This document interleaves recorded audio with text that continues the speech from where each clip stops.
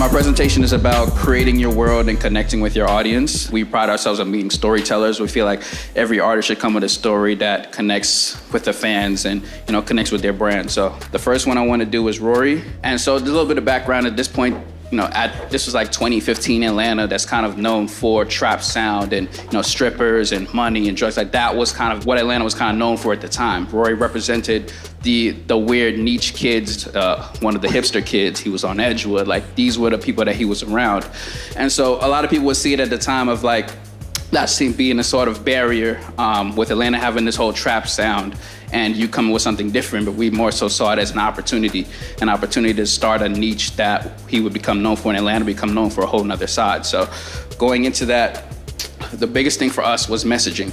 So from everything for the photo shoots to all the artwork, like Rory never really took a picture by himself. I always had different kids with him that represented the weird side of Atlanta always in the pictures because that was, the stuff that he would naturally do. We always wanted to make stuff that was authentic to him. But I think for us, the messaging I think is important because you have to let people know what you stand for and kind of like why we should listen to you.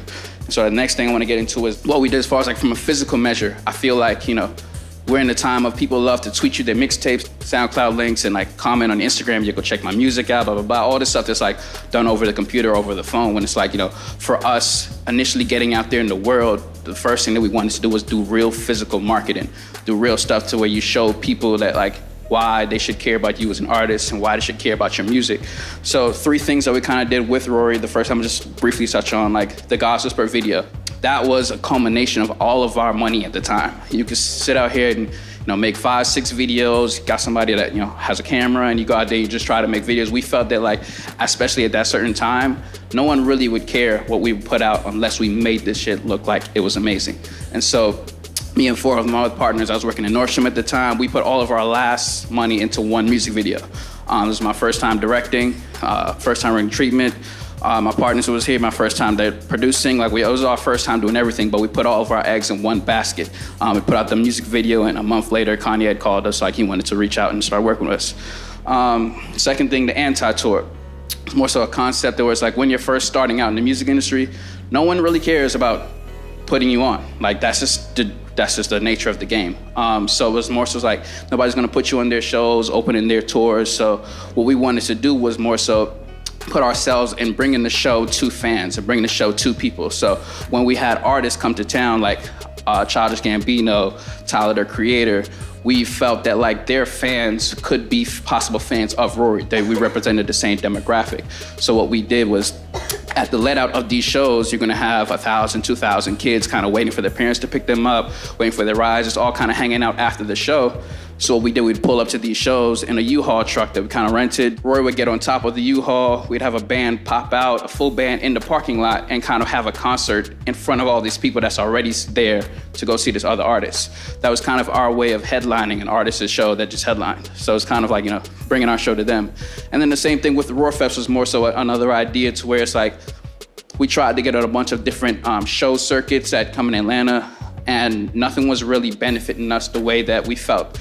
So we felt like our best way for Rory was more so making a concert to where it's directly people are there for you. And we made it free. Stuff is not easy. Everybody feels like you need money to kind of do things. And, when you're not getting that return back, you kind of look at it as like, it's a failure. Our belief was that, when we put this energy out into the world, it's gonna come and meet us halfway. So we lost a lot of money. We put a lot of money to everything we did, but we kind of made it everything about the people. And so the people just had our back in the end. So Roar Fest was a concert with a free concert we put together with all of our money that at the end of the day, we had, I think, 600 kids come out, but now you have 600 kids that's spreading the word about your music now. Next, I want to talk about transitioning between projects. A whole nother artist and a whole other part of his career was Black. So I think Black was coming off of a stellar debut project, Free Black, that of course put his name on the scene. He had multi-platinum records, but going into his second project, everyone is like, all right, cool, what is he gonna do next? Because you come off, you have major songs that people start being known for a song, and it's like, how do you then turn them and make them care about the artist? So I think for us, it was more so we set the tone before we even put out the first project with Black, because we made everything that had to do with Black very authentic to him as a person. So what I mean by that is like using his real life to kind of tell a marketing story. So when Black first came out, his branding was all black and white. You cannot find a picture of Black without black and white. But we always knew that we wanted to expand and do something different moving forward. So while he had Free Black, he was having a daughter. We all thought it'd be an amazing idea. So like, the first picture Black ever posted in color was of his baby daughter when she was born. We wanted to use his real life as the marketing behind it. So from that point on, you had fans that was like, all right, cool, his daughter's being born. Now he sees the whole world in a different light. That was just part of the story.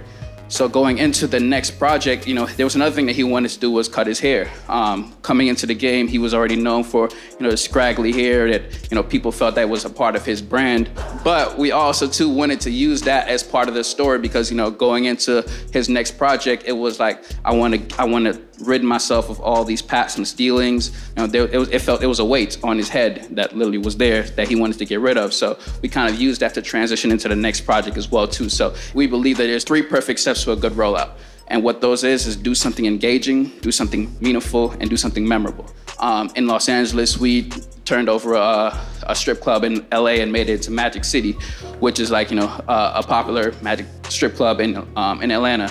And like, that was for the who's who of like, why should I care? Because, there's nothing crazier than riding down Sunset and you see Magic City being built up and it's just like, what's going on? Like that was the engaging stuff we did to have influencers and tastemakers kind of talking about your project even before it comes out. So the last one I want to talk about is with Boogie and revitalizing fan engagement. So Boogie had put out a mixtape, I think in like 2014, 2015.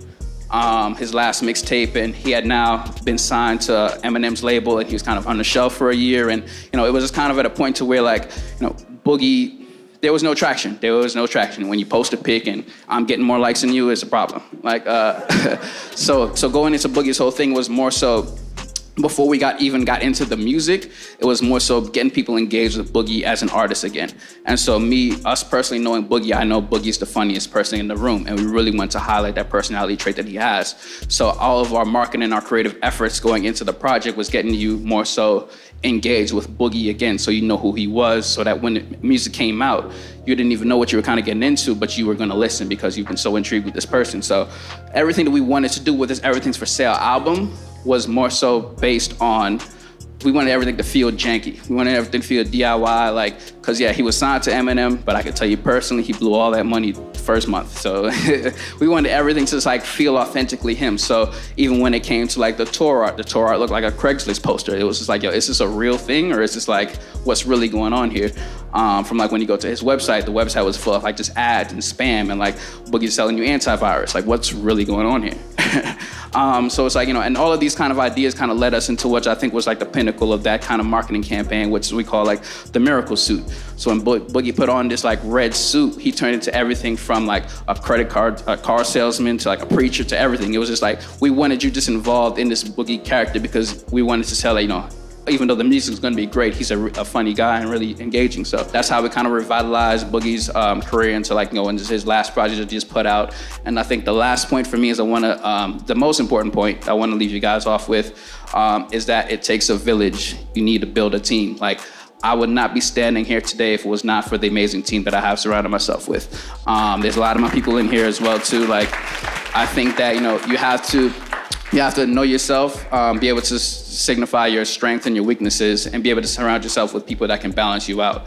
I'm not the best in all aspects of managing an artist or owning a record label, but I surround myself with people that have strength where I lack. So that'd be the only best thing that I could suggest to anybody is build yourself a team. Thank you.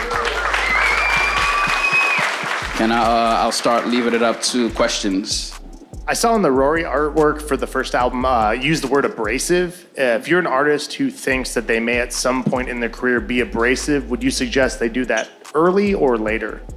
I say early, man. I say early because it's because I feel if you do certain efforts after you've come out and you've marketed yourself a certain way, now it looks like you're trying to chase something, or now it looks like you're trying to switch up to kind of compete with something else that's not necessarily you. So I think if going into your brand that you want to establish, that you want to be a rebel and you do want to do rebellious things, I would say come from it from the start. Tyler, the creator, could not be doing Bastard right now. I feel he had to do that to kind of come out to make the music that he is now. So.